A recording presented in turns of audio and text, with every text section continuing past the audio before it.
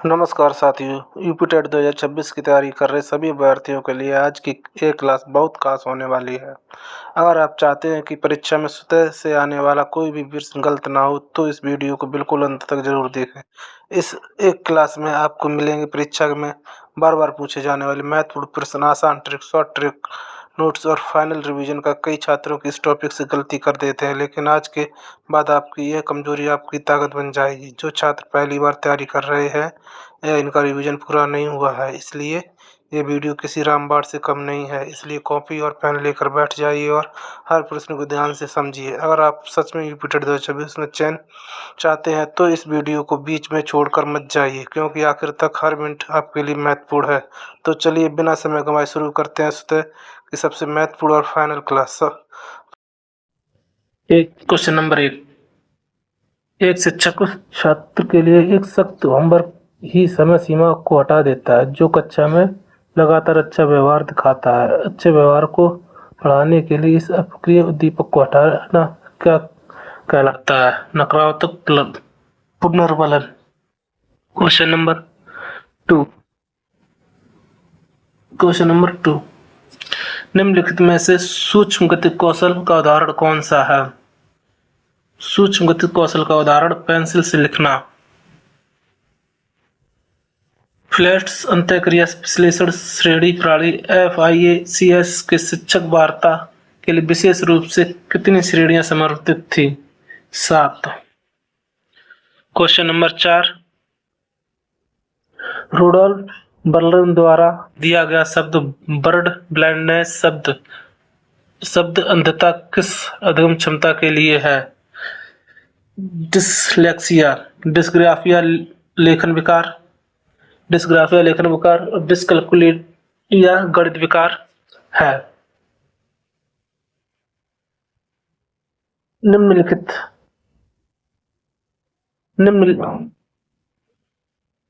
Question number 5।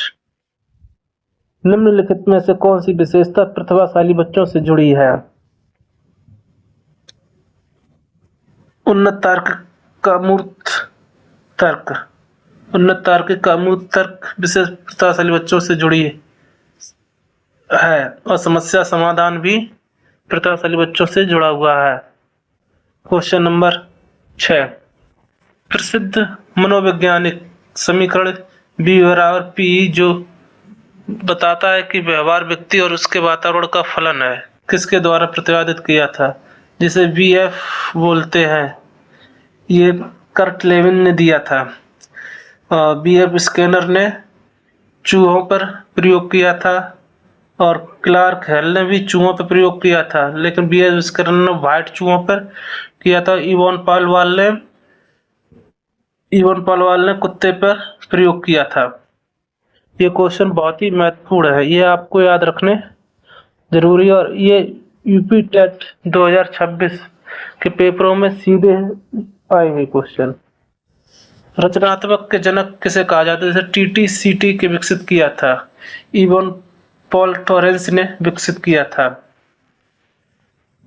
शिक्षा का अधिकार RTE अधिनियम 2009 के अनुसार शिक्षक के लिए प्रति सप्ताह न्यूनतम कितनी कार्यवार है? 45 मिनट। कितने घंटे कार्यवार है? 45 मिनट RTI 2009 के अनुसार।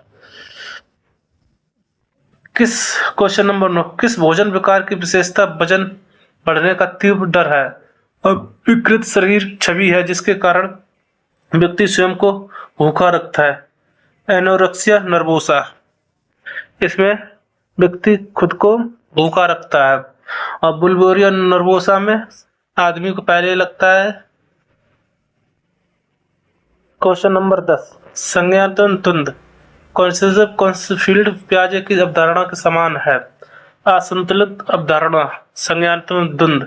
ये क्वेश्चन मोस्ट इम्पोर्टेंट है, इस टिक कर लो, इसे 2 बार याद कर लो, ये जरूर आएगा क्वेश्चन यूपी टेट 2026 में। निम्नलिखित बुद्धि सिद्धांतों में विषम को पहचाने। द्विकारक स्पेयरमैन ने दिया था, ये सही है। समूह कार सिद्धांत थर्सन ने दिया था, यह भी सही है। मनोविश्लेषण सिद्धांत फ्राइडे है, ये सही है। अब बुद्धि का त्रिआयामी सिद्धांत गिलफोर्ड ने दिया था। मनोविश्लेषण सिद्धांत ये गलत है और गलती पूछा गया विषम। ये बहुत ध्यान रखना, लास्ट में नहीं जैसे जुड़ा हो, विषम हो, इन पे जरूर ध्यान देना। मनोविश्लेषण का सिद्धांत फ्राइडे ने नहीं दिया था। स्कैनर ने क्रिया प्रस्तुति अनुबंधन सिद्धांत को किस अन्य नाम से जाना जाता है? नैमिक बद्धता क्रिया प्रस्तुति अनुबंधन सिद्धांत को जो स्कैनर ने दिया था।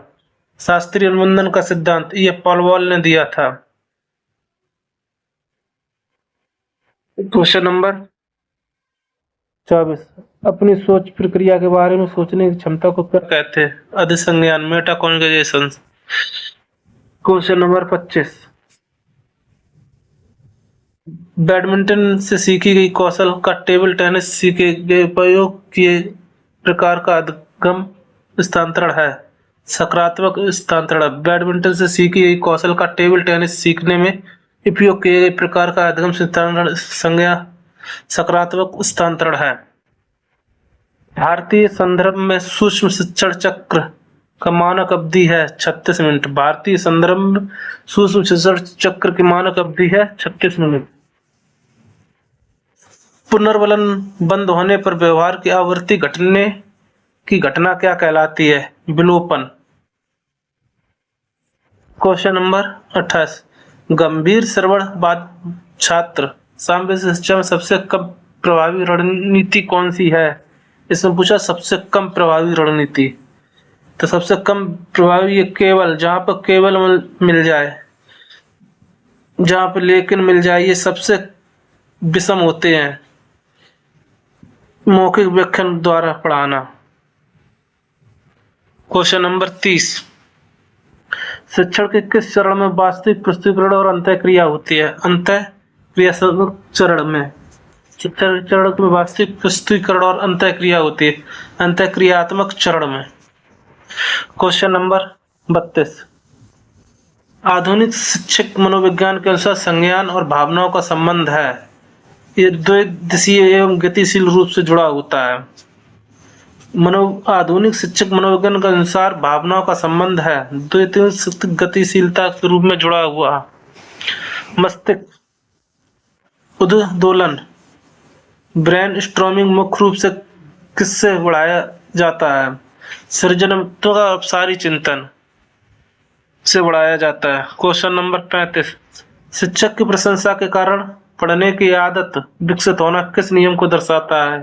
थारनाट का प्रभाव का नियम कहलाता है। थारनाट ने प्रत्ता का नियम भी दिया था और टॉलमैन ने संज्ञानात्मक मानचित्र का सिद्धांत दिया था।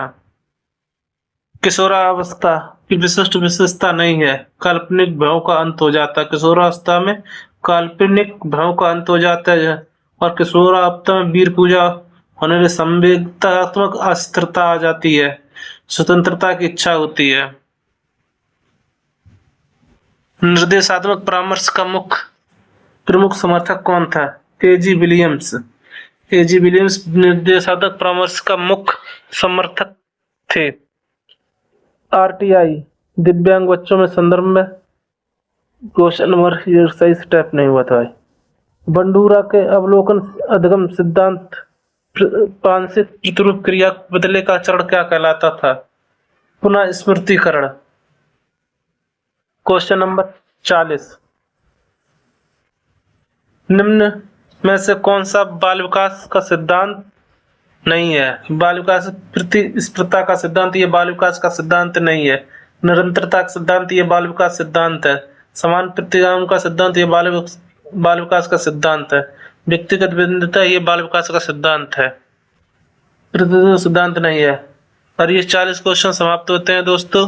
और आपको वीडियो अच्छा लगे तो लाइक करें। और ये क्वेश्चन यूपीटेट 2026 में आने वाले बहुत ही इम्पोर्टेंट क्वेश्चन है। अगर आपने ये वीडियो देखा है तो आपके जरूर 2 से 5 नंबर सीधे इसी क्लास से आएंगे। धन्यवाद। जय हिंद दोस्तों, फिर मिलते हैं।